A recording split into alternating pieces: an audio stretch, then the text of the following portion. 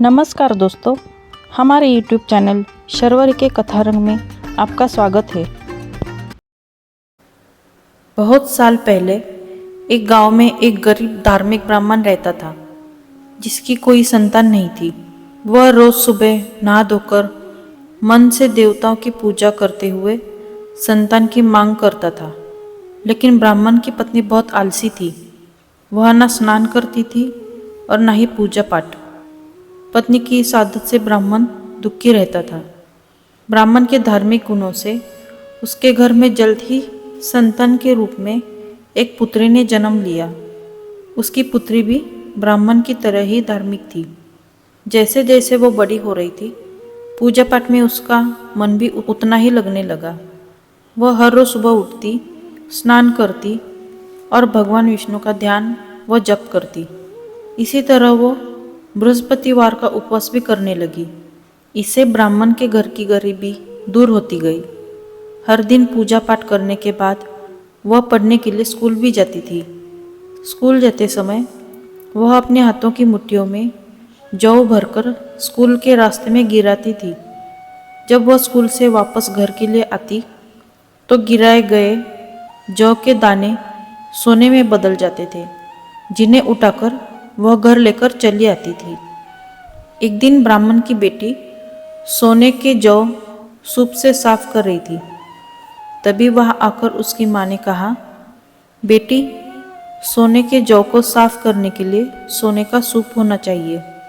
ब्राह्मण की बेटी को माँ की बात एकदम सही लगी। उसके अगले बृहस्पतिवार को उपवास रखने के बाद उस लड़की ने बृहस्पति देव से सोने का सूप मांगा। ब्राह्मण की बेटी हर बार पूरे विधि विधान से बृहस्पति देव की पूजा अर्चना करती थी। इससे प्रसन्न होकर भगवान उसकी सारी इच्छाएं भी पूरी कर देते थे। इसी तरह उन्होंने सोने के सूप वाली प्रार्थना को भी स्वीकार कर लिया। अगले दिन हर रोज की तरह ब्राह्मण की बेटी पूजा पाठ करके स्कूल गई और रास्ते में जौ के दाने बोते हुई गई। वापस आते समय जब वह जौ के दाने बीन रही थी तो उसे सोने का सूप भी मिल गया। सोने का सूप लेकर वह घर आई, जिससे उसने सोने के जौ साफ किए। एक दिन इसी तरह ब्राह्मण की बेटी घर के बाहर बैठकर सोने के जौ को सोने के सूप से साफ कर रही थी। तभी उसके घर के सामने से एक राजकुमार गुजर रहा था। राजकुमार ब्राह्मण की बेटी को देखते ही उस पर मोहित हो गया। जब वह अपने महल पहुंचा तो ब्राह्मण की बेटी के मोह में उसने खाना पीना त्याग दिया। जब राजा को यह पता चला तो उन्होंने राजकुमार से इसका कारण पूछा। राजकुमार ने अपने दिल का सारा हाल राजा को बताया। अगले ही दिन राजा अपने मंत्री के साथ ब्राह्मण के घर गया और ब्राह्मण के सामने उसकी बेटी का विवाह अपने राजकुमार से करवाने का प्रस्ताव रखा। राजा का प्रस्ताव सुनकर ब्राह्मण काफ़ी खुश हो गया। उसने तुरंत ही विवाह करने के लिए हाँ कर दी।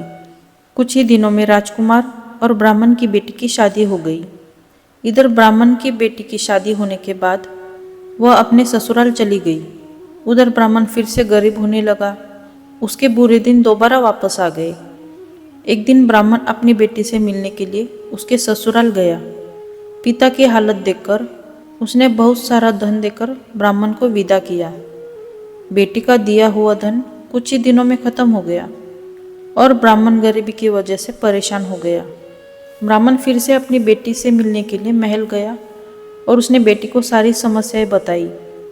अपने गरीब ब्राह्मण पिता की बात सुनकर उसकी बेटी ने कहा, पिताजी, कल आप माँ को लेकर मेरे पास आए।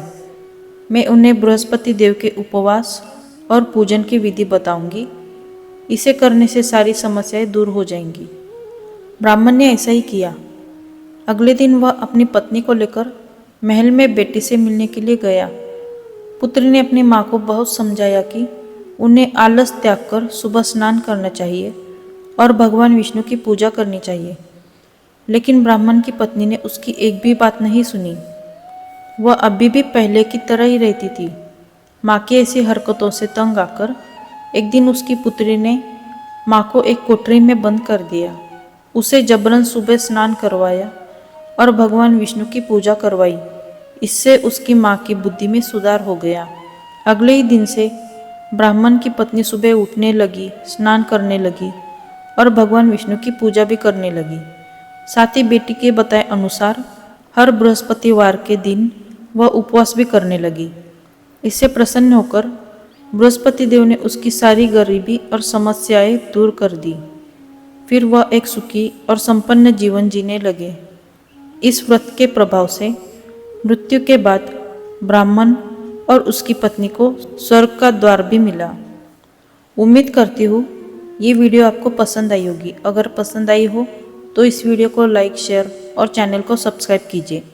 मिलते हैं अगली वीडियो में। धन्यवाद।